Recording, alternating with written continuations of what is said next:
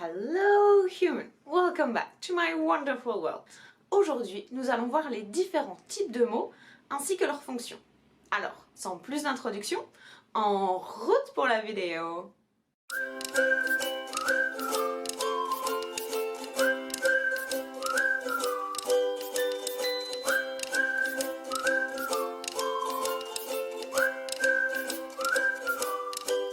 Voyons donc l'arbre généalogique de la famille Grammaire.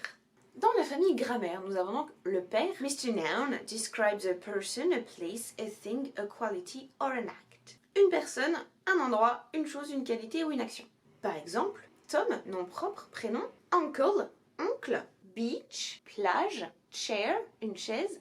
Et enfin, tennis, le tennis. Ensuite, nous avons Madame Verbe. Les verbes sont des mots d'action qui permettent de dire ce que font les noms. Pour le moment, c'est un petit peu compliqué, c'est un petit peu bizarre dit comme ça. Ce sera un peu plus clair au fur et à mesure qu'on progressera dans la vidéo. Exemple de verbe, play, jouer, watch, regarder, imagine, imaginer, ou bien encore hold, qui peut vouloir dire dans ce cas-là tenir. Now come the children. Maintenant, voyons les enfants. Ils sont au nombre de 3. Nous avons pronom, adjectif, et adverbe. A pronoun replaces a noun or a noun phrase. La fonction du pronom, c'est de remplacer un nom ou un groupe nominal. Des exemples de pronoms, he, il au singulier, they, il au pluriel ou elle au pluriel, what, qui est un pronom relatif. À l'étendre là-dessus, c'est un petit peu compliqué, on y reviendra plus tard. Et enfin, nous avons mine.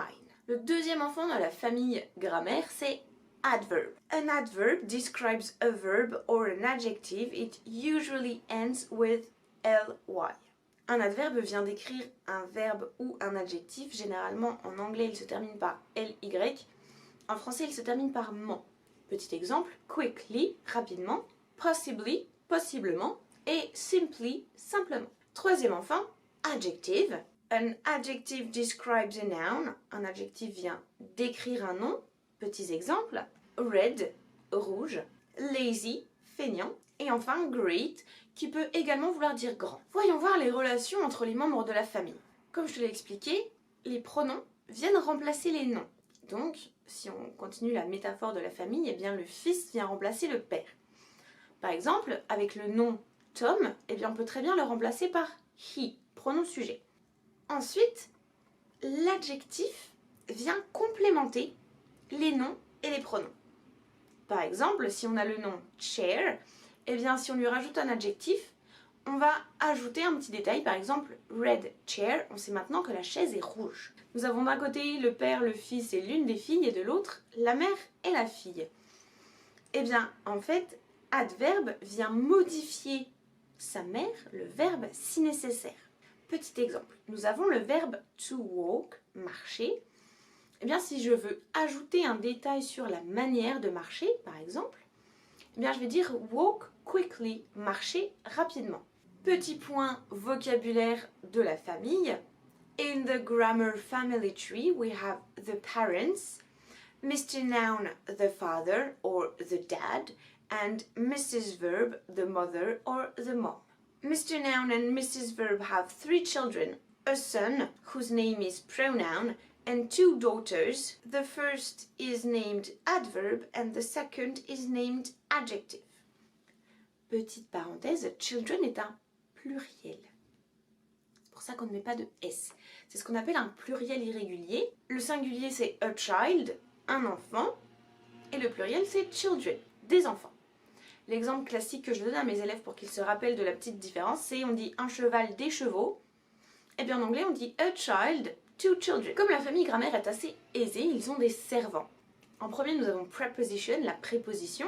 Alors, je vais te lire le gros pavé rouge qui est écrit au tableau. A preposition describes a relationship between a noun and another noun, a noun and a verb, a noun and an adverb. La préposition vient décrire une relation entre un nom et un autre nom, un nom et un verbe, un nom et un adverbe. Exemple de préposition. At, généralement à, I am at the swimming pool, je suis à la piscine. Down, par exemple, je descends la rue en marchant. I am walking down the street. From, qu'on a vu dans la vidéo sur se présenter. I am from France, je viens de France. Et to qui généralement indique un mouvement vers. I am going to the swimming pool. Je vais à la piscine. Le deuxième serviteur de la famille, c'est conjunction, conjonction. A conjunction joins together words or phrases. Une conjonction vient relier ensemble des mots ou des morceaux de phrases, on va dire. Par exemple, and, et, but, mais, et encore so qui veut dire donc. En français, les conjonctions, on s'en rappelle avec le petit moyen mnémotechnique, mais où est donc ornicard?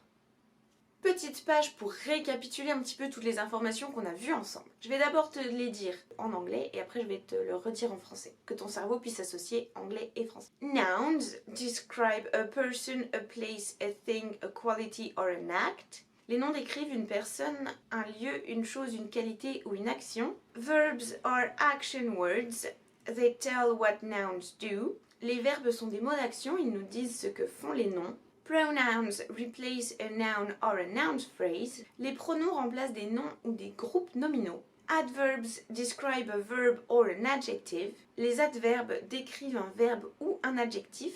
Adjectives describe a noun. Les adjectifs décrivent des noms. Prepositions describe a relationship between words. Les prépositions décrivent des relations entre les mots. Et enfin, conjunctions join together words or phrases. Les conjonctions joignent des mots ou des phrases. Première phrase d'exemple. The Smiths come from England. Nous avons un nom, un groupe nominal, puisque j'inclus le déterminant the, qui nous permet de dire qu'on parle de personne. Nous avons le verbe d'action to come, venir, puis la préposition from qui permet de connecter le verbe à l'endroit, et enfin on termine par un nom, England, qui décrit un endroit. Deuxième phrase, they watch television in the large living room. Ici, they vient remplacer the Smith, les Smiths, la famille Smith. Donc au lieu de dire the Smiths watch television, eh bien on dit they watch television. Nous avons ensuite un verbe qui exprime l'action de regarder. Le nom d'après est ce qui est regardé, c'est donc la télévision, un objet. In vient connecter cette action de regarder la télévision avec le reste de la phrase qui nous indique le lieu où l'action est réalisée. The déterminant, on va le garder de côté pour le moment. Nous avons ensuite large, qui est un adjectif qui vient décrire le nom qui suit. C'est living room, l'endroit dans lequel la télévision est regardée. Et comme tu peux le voir en anglais, l'adjectif se place avant le nom. En français, on dirait un grand salon. Et bien en anglais, on dit a large living room. Dernière phrase, John and Sarah really like to play with the dog. Nous avons John et Sarah, deux noms qui sont reliés entre eux par la conjonction and. Really, qui vient nous donner une information sur le verbe like, c'est-à-dire que les enfants aiment vraiment. To, ici, vient connecter nos deux verbes. With vient connecter également le verbe jouer avec l'objet, donc qui joue avec quoi. Et nous avons ensuite the dog, qu'on peut traiter comme un groupe nominal, dog étant un nom qui vient décrire un animal. Et voilà, c'est terminé pour aujourd'hui. J'espère que cette petite vidéo t'a aidé à un petit peu mieux comprendre ou à appréhender le concept de type de mots ainsi que leurs fonctions.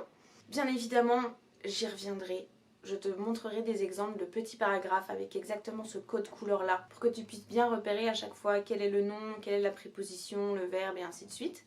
J'en profite pour t'annoncer qu'à partir du mois de janvier, je vais lancer une nouvelle série de vidéos qui va traiter des fêtes qui sont célébrées dans le monde anglophone, c'est-à-dire Angleterre, États-Unis, Canada, Australie, Nouvelle-Zélande et Inde.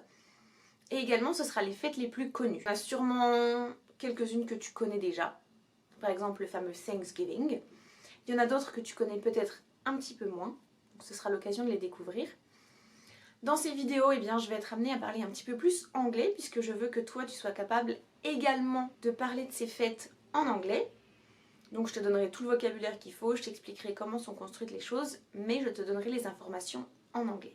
C'est le moment de mettre un pouce bleu si tu as appris quelque chose, de partager en masse à tes amis si tu veux les aider à comprendre les types de mots et leurs fonctions. On est au mois de décembre, c'est l'esprit de Noël. Alors, sois généreux avec tes amis et partage cette vidéo. Tu peux également t'abonner à ma chaîne si tu veux continuer à apprendre l'anglais avec moi. Pense bien à activer la cloche des notifications parce que j'essaye de me tenir à la publication de 2 vidéos par semaine, généralement le mercredi et le samedi à 17 h. Parfois j'y arrive, parfois j'y arrive pas. Parce qu'à partir du mois de janvier, justement la série de vidéos sur les fêtes sortira le jour J. La première fête, c'est la célébration de la naissance de Martin Luther King, qui doit se tenir, je crois, le 21 janvier. Donc, il y aura une vidéo sur Martin Luther King qui sortira le 21 janvier à 17 h. Si t'as mis un pouce bleu, que tu t'es abonné à la chaîne, que t'as activé la cloche de notification et que t'as partagé, t'as fait tout ce que t'avais à faire pour m'aider à continuer à progresser dans ma chaîne. Quant à moi, j'espère te revoir à la prochaine vidéo. Allez, see you later, human!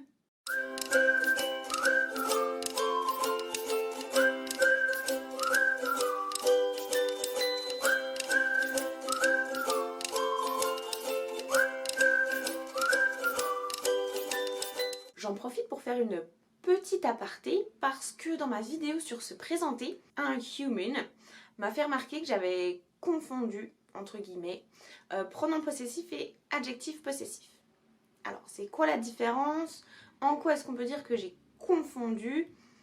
Eh bien, dans la vidéo, je t'ai noté que les pronoms possessifs, c'était my, your, his, her, our, your et their.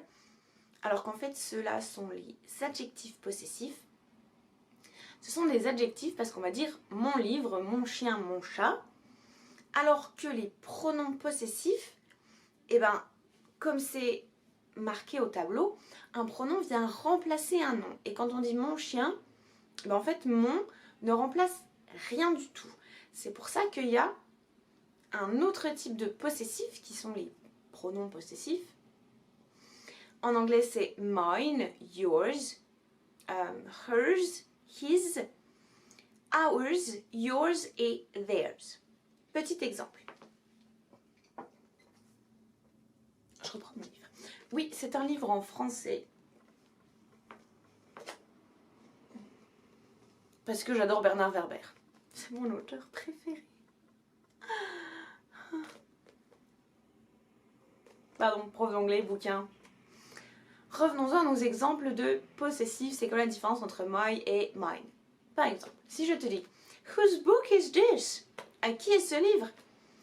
Eh bien, je peux soit te dire « It is my book », c'est mon livre. Ou bien, pour répondre à la question « Whose book is this ?» eh bien, je vais dire « It's mine », c'est le mien. En français, c'est le qui est pronom, qui reprend livre. Et donc, au lieu de dire it's mine, you can either say it's my book or it's mine. Tu peux dire soit c'est mon livre, soit c'est le mien. Le mien reprend livre sans qu'on ait à le dire, c'est donc un pronom. Voilà, c'est pour ça qu'on peut faire la confusion. Mais maintenant que je t'ai expliqué la différence et maintenant que quelqu'un m'a permis de mettre le doigt sur mon erreur, parce que c'est vrai que malheureusement je ne prends pas le temps de faire relire mon contenu par un collègue ou une collègue.